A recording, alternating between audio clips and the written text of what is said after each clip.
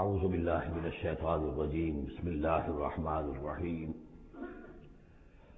یا معشر الجن والانس ان استطعتم ان تنفذوا من اقطار السماوات والارض فانفذوا لا تنفذون الا بسلطان فبأي آلاء ربكما تكذبان يرسل عليكما شواظ من نار ونحاس فلا تنتصران فبأي آلاء ربكما تكذبان صدق اللہ العظیم۔ چونکہ اس سے پہلے آیت آ چکی ہے سنفرغ لکم ایھا الثقلان، ہماری اوقات میں سے ایک قافلہ انسانیت اور ایک قافلہ جو جنوں پر مشتمل ہے۔ اب یہاں اس آیت میں آیت نمبر 33 میں براہ راست ان سے خطاب ہے، اے گروہ جن اور اے گروہ انس، یا معاشر الجن والانس ان استطعتم، اگر تمہارے اندر استطاعت ہے، طاقت رکھتے ہو، ان تنفذوا من اقطار السماوات والارض، کہ تم نکل بھاگو آسمانوں اور زمین کے دائروں سے، کناروں سے، فانفذوا تو نکل جاؤ، لا تنفذون الا بسلطان، نہیں نکل سکو گے مگر اللہ تعالی کی سند کے ساتھ۔ یہ آیت مبارکہ مشکلات القرآن میں سے ہے، پوری طرح ہم شاید ابھی نہ سمجھ پائیں جب تک کہ اور ہمارا علم جو ہے کائنات کے بارے میں، کاسموس کے بارے میں اور علم بڑھ نہیں جاتا۔ لیکن یہ کہ عام طور پر یہ سمجھا گیا ہے کہ یہ انسان اور جن جو ہیں ایک حد تک ان کی رسائی ہے اس کائنات کے اندر، اس سے آگے نہیں۔ جیسے کہ آ چکا ہے، میں پہلے بھی بیان کیا ہے کہ جنات کے لیے غالباً یہ ہمارا جو سولر سسٹم ہے یہ پورا جو ہے یہ ان کی جولان گاہ ہے، اس میں یہ جائیں جدھر جائیں چلے جائیں، اس سے آگے نہیں۔ انسانوں کا معاملہ یہ ہے کہ وہ اس کے اندر بھی جو بھی فاصلہ طے کرتے ہیں وہ ظاہر بات ہے کہ وہ اس کے لیے مشینیں ایجاد کر کے جہاں تک جا رہے ہیں، لیکن اس پورے سولر سسٹم تک بھی ان کی رسائی ممکن نہیں ہوگی۔ لیکن یہ کہ ایک گمان میرا ہے جو میں آپ کے سامنے پیش کر رہا ہوں کہ قرآن مجید جب آسمانوں اور زمین کی بات کرتا ہے تو وہ مراد ہوتی ہے کل کائنات، کل یونیورس، اور کل یونیورس کے کناروں سے نکل بھاگنا، اس کے کیا معنی ہے؟ اس کے معنی یہ ہے معدوم ہو جانا، یعنی یہ کہ جہنم میں پڑنے والے چاہیں گے کہ ہم معدوم ہو جائیں۔ کاش کہ جیسا کہ ہم نے پڑھا تھا سورہ نساء میں، فَكَيْفَ إِذَا جِئْنَا مِنْ كُلِّ أُمَّةٍ بِشَهِيدٍ وَجِئْنَا بِكَ عَلَىٰ هَٰؤُلَاءِ شَهِيدًا۔ اس روز انسان چاہیں گے کہ اس طرح زمین شق ہو جائے، وہ اس میں دھس جائے اور زمین اوپر سے برابر کر دی جائے۔ یہ تو ہوگا یوم الحساب کو۔ لیکن سوال یہ ہے کہ من اقطار السماوات والارض، تمام آسمانوں اور زمین کے کناروں سے نکل بھاگنا، معدوم ہونا، یہ بھی بس میں نہیں ہے۔ اللہ کے اذن سے ہی ہم بنے ہیں، ہمیں وجود عطا ہوا ہے، اور اللہ ہی کا اختیار ہے جو ہمیں معدوم کر سکتا ہے۔ اب لاکھ چاہیں کہ معدوم ہو جائیں، معدوم نہیں ہو سکتے، یہ بھی ہمارے اختیار سے باہر ہے۔ اذن رب ہی ہو تو ہم معدوم ہوں بغیر اذن رب۔ یہاں پر ویسے جو الا بسلطان، اللہ کا حکم، اللہ کی مرضی، اللہ کی سند، اس طرح کی کوئی بات ہے، اگرچہ عام طور پر بات وہ سمجھی گئی ہے جو پہلے میں نے بتایا، میرا گمان یہ ہے واللہ عالم۔ بہرحال مشکلات القرآن میں سے ہے۔ فَبِأَيِّ آلَاءِ رَبِّكُمَا تُكَذِّبَانِ، تو تم اپنے رب کی کن کن نعمتوں اور کن کن صناعیوں اور کاریگریوں اور کن کی قدرتوں کا انکار کرو گے۔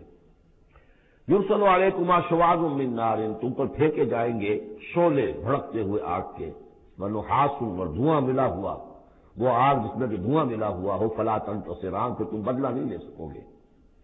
فبأي آلاء ربكما تكذبان، فإذا انشقت السماء، جب آسمان پھٹ جائے گا، فكانت وردة كالدهان، تو ایسے ہو جائے گا گلابی رنگ کا جیسے کہ تیل کی تلچھٹ ہوتی ہے۔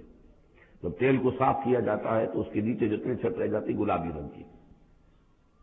فبأي آلاء ربكما تكذبان فيومئذ لا يسأل عن ذنبه انس ولا جان، تو اس روز کوئی پوچھنے کی ضرورت نہیں ہوگی ان کے گناہوں کے بارے میں، نہ انسانوں سے نہ جنوں سے۔ اللہ تعالیٰ پوچھے گا، حساب کتاب بھی ہوگا، لیکن یہ کہ اپنی جگہ پر ہر ایک کے چہرے پر لکھا ہوگا اس کا انجام۔ بل الانسان علی نفسہ بصیرہ، چنانچہ کئی جگہ قرآن مجید میں نقشہ کھینچا گیا ہے، میدان قیامت میں جب لوگ کھڑے ہوں گے کچھ لوگوں کے چہرے تر و تازہ ہوں گے، کچھ لوگوں کے اوپر مردنی چھائی ہوئی ہوگی، جس کی مثال بہترین ہوتی ہے ہائی سکولز کے اندر۔ ہر سال جب ڈکلیئر کرتے ہیں امتحان، سالانہ امتحان کا نتیجہ، تو جب کھڑے ہوتے ہیں طالب علم سننے کے لیے، تو بعض لوگوں کے چہروں کے اوپر لکھا ہوتا ہے کہ یہ فیل ہونے، اس لیے کہ انہیں معلوم ہے لکھ کر کے آئے تھے ہم، اور بعض کے چہرے تر و تازہ ہوتے ہیں، انہیں اگر فکر ہوتی ہے تو اس کی کہ میں فرسٹ آتا ہوں یا نہیں آتا، بس اس کی تشویش ہو سکتی ہے، لیکن یہ کہ انہیں کوئی اندیشہ یہ نہیں ہوتا کہ وہ فیل ہو جائیں گے۔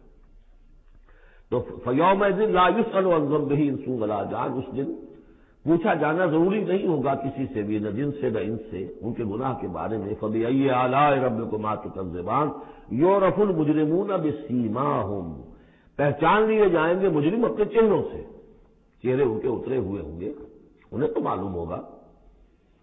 یعرف المجرمون بسیماہم فیؤخذ بالنواصی والاقدام، پھر ان کو پکڑا جائے گا ان کی پیشانی کے بالوں سے اور پاؤں سے، یعنی ہر ایک کو کوئی فرشتہ جو ہے وہ ادھر سے اس کی پیشانی کے بال پکڑے گا اور ادھر سے اس کی ٹانگیں پکڑ کر ٹاس کرے گا اسے۔ فَبِأَيِّ آلَاءِ رَبِّكُمَا تُكَذِّبَانِ هَٰذِهِ جَهَنَّمُ الَّتِي يُكَذِّبُ بِهَا الْمُجْرِمُونَ، جب پھینکا جائے گا اسے جہنم، یہ ہے وہ جہنم جو جس کو جھٹلاتے رہے تھے وہ لوگ کہ جو جھٹلانے والے تھے۔ هَٰذِهِ جَهَنَّمُ الَّتِي يُكَذِّبُ بِهَا الْمُجْرِمُونَ، جسے مجرم گناہ گار جھٹلاتے رہے۔ يَطُوفُونَ بَيْنَهَا وَبَيْنَ حَمِيمٍ آن، اب وہ چکر لگاتے رہیں گے، اس آگ سے نکلیں گے، پانی پینا چاہیں گے تو وہ پانی کھولتا ہوگا، حمیم آن، کھولتے پانی کے اور اس آگ کے درمیان۔ فَبِأَيِّ آلَاءِ رَبِّكُمَا تُكَذِّبَانِ، اب یہ تو اہل جہنم کا انجام ہے جو یہاں بیان ہو گیا۔ یہاں جنتیوں کے انجام سے پہلے ان کا بیان ہے، سورہ واقعہ میں پہلے جنتیوں کا بیان آئے گا اور پھر اہل جہنم کا بیان آئے گا، ترتیب عکسی۔ وَلِمَنْ خَافَ مَقَامَ رَبِّهِ جَنَّتَانِ، اور جو بھی اپنے رب کے حضور میں کھڑے ہونے سے ڈرتا رہا، لرزا و ترسا رہا، اس کے لیے دو جنتیں ہیں۔ یہ دو جنتیں کیوں کہی گئی؟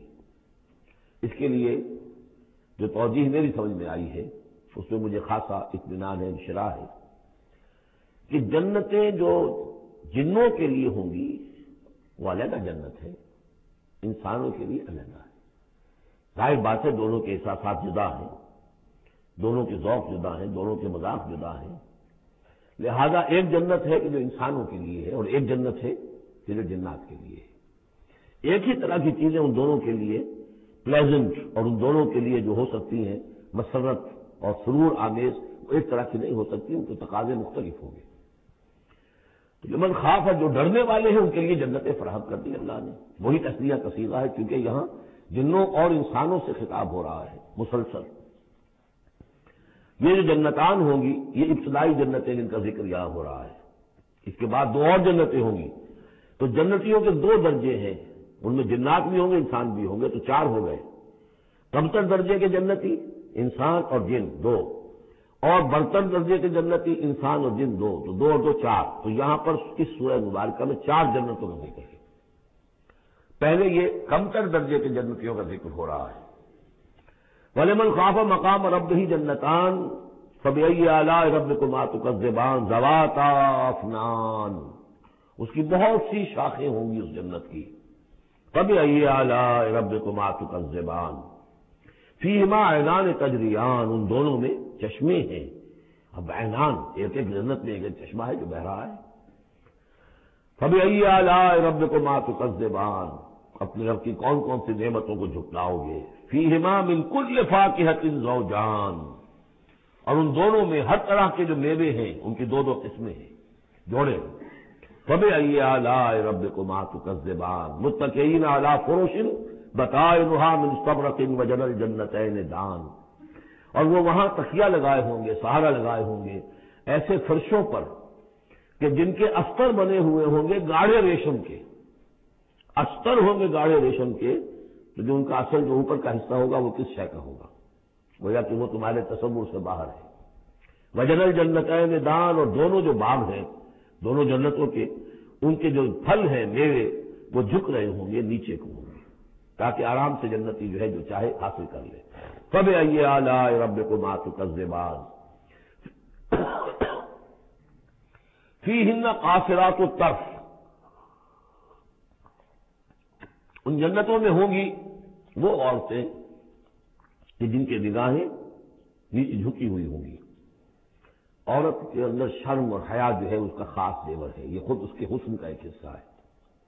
تو نگاہوں کا نیچا ہونا یہ اصل میں حیا اور شرم کی علامت ہے، نیچے نگاہ والی. لم یطمثن انس قبلہ ولا جان، ان کو چھوا نہیں ہوگا اس سے پہلے نہ کسی انسان نے نہ جن نے، ان سے پہلے. یعنی ظاہر بات ہے کہ جو جنوں کی جنت ہے اس میں ان کی مناسبت سے ان کے لیے بیویاں ہوں گی، اور جو مردوں کی انسانوں کی جنت ہے ان کے لیے ان کی مناسبت سے ہوں گی. اور وہ جو ہوں گی جو جنت جو جنات کی ہے ان میں جو بھی ان کے لیے ہوں گی ان کی بیویاں انہیں بھی کسی جن نے پہلے چھوا نہیں ہوگا. اور اسی طرح انسانوں کے لیے جو جنت ہوگی اس میں جو ان کو بیویاں دی جائیں گی ان کو کسی انسان نے پہلے نہیں چھوا ہوگا. فَبِأَيِّ آلَاءِ رَبِّكُمَا تُكَذِّبَانِ كَأَنَّهُنَّ الْيَاقُوتُ وَالْمَرْجَانُ. وہ جو ہوں گی بیویاں دی جائیں گی ان جنتوں میں وہ ایسے ہوں گی جیسے لال اور مونگے. فَبِأَيِّ آلَاءِ رَبِّكُمَا تُكَذِّبَانِ هَلْ جَزَاءُ الْإِحْسَانِ إِلَّا الْإِحْسَانُ. کیا احسان کا، بھلائی کا، نیکی کا بدلہ احسان اور بھلائی کے سوا بھی کچھ ہو سکتا ہے؟ ان لوگوں نے اللہ کے لیے، اللہ کے دین کے لیے، اللہ کے احکام کی پابندی میں جو کچھ بھی انہوں نے محنتیں کی، کوششیں کی، اب ظاہر بات ہے کہ اللہ تعالیٰ کو اس کا بدلہ انہیں دینا ہے انہی صورتوں میں. وَمِن دُونِهِمَا جَنَّتَانِ، اور ان سے پرے دو جنتیں اور ہیں. اب اس میں مفسرین کے مختلف اقوال ہیں، پہلی جنتیں کن کی ہیں، دوسری جنتیں کن کی ہیں. اس لیے کہ اس کے لیے دو الفاظ جو آئیں گے سورہ واقعہ میں آئیں گے کہ ایک اصحاب الیمین ہے اور ایک مقربون ہے. ایک وہ ہے جو آگے اللہ کے بہت ہی مقرب بارگاہ ہو جاتے ہیں، اولئک المقربون، اور ایک وہ ہے کہ جو داہنے والے ہیں اور ایک ہے شمال والے. تو ایک تو ہے بنیادی یہ گمراہ تھے، یہ جہنمی، یہ نیک تھے، اور یہ جو ہے جنتی ہے. لیکن ایک ہے بہت آگے والے، فالسابقون السابقون اولئک المقربون، وہ لوگ جو آگے نکل جانے والے ہیں، وہ جو بلندتر نیکیوں والے ہیں، بلندتر مقامات والے ہیں. جیسے کہ سورہ توبہ میں ہم نے پڑھا تھا والسابقون الاولون من المہاجرین والانصار والذین اتبعوہم بإحسان، تو دو درجے ہو گئے تھے. تو اس طرح یہاں پر جو میرے نزدیک پہلی جنتوں کا تذکرہ جو ہے وہ در حقیقت ہے جو کم تر جنتی ہے، اصحاب الیمین. اور اب جو تذکرہ ہو رہا ہے وہ ہے جنت ان کی کہ جو مقربین بارگاہ ہے، سابقین.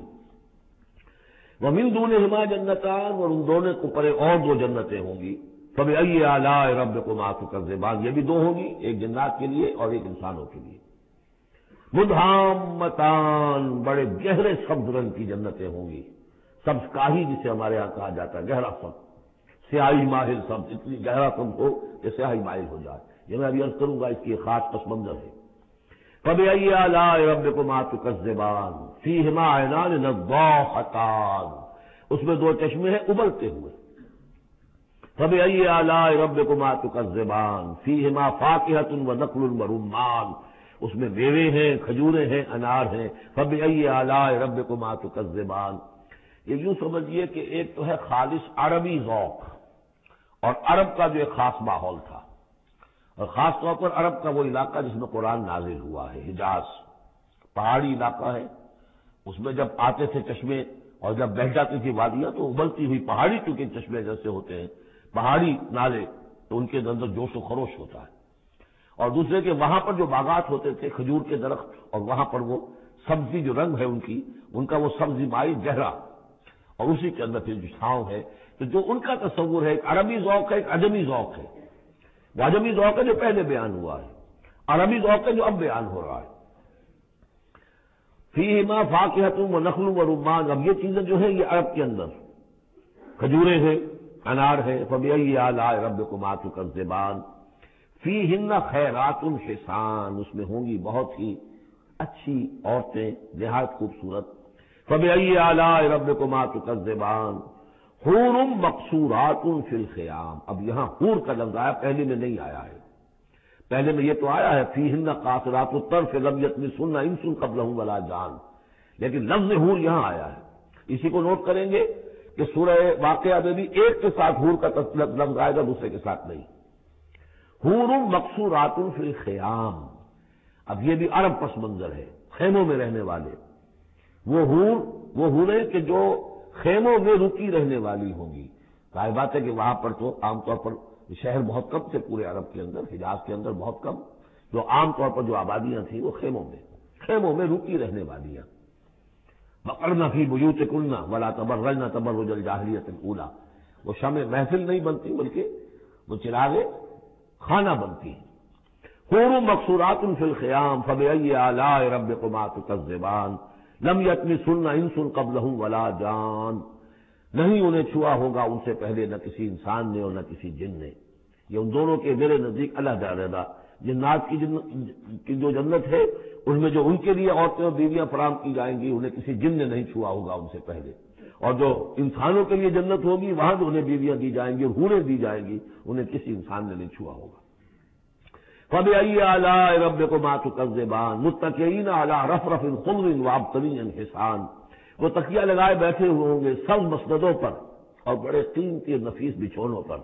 فَبِأَيِّ آلَاءِ رَبِّكُمَا تُكَذِّبَانِ تبارک اسم ربک ذی الجلال والاکرام، بہت بابرکت ہے نام تیرے رب کا جو بہت ذی الجلال بڑائی والا ہے اور اکرام عظمت والا ہے۔ اب اس میں آپ نے دیکھا نبی، رسول، کتاب، کسی کا کوئی تذکرہ نہیں، اللہ اور آخرت، جنت اور دوزخ، باقی اللہ کی کریٹو جو اس کی ایکٹیویٹی ہے، آیات آفاقی، آیات انفسیہ، تذکیر بآلاء اللہ، ان کا ذکر ہے۔ تو منفرد ہیں یہ صورتیں دونوں اس اعتبار سے، اور جوڑا ہونے کی بہت نسبت آپ کو بڑی نمایاں نظر آئے گی اس میں۔ وہ مضامین جو یہاں آئے ہیں ایک ترتیب سے، یہاں اس کی عکسی ترتیب سے۔ سورۃ الواقعہ، بسم اللہ الرحمن الرحیم، اذا وقعت الواقعہ، جب وہ واقعہ رونما ہو جائے گا،